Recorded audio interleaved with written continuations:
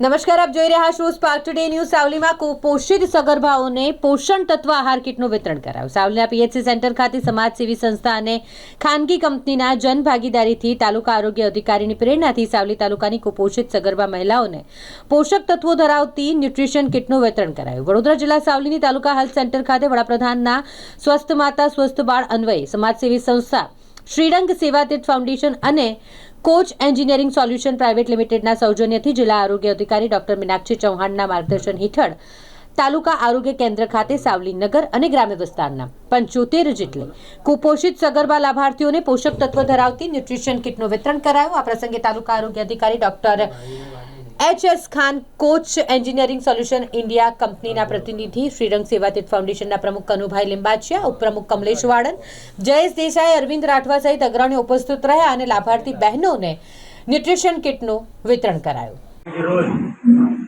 વડોદરા જિલ્લાના સાવલી તાલુકા ખાતે health centre ખાતે આજે સગર્ભા બહેનોને 5 મહિનાથી અમે આપીએ છીએ અને 375 કીટ અત્યાર સુધીમાં થઈ છે।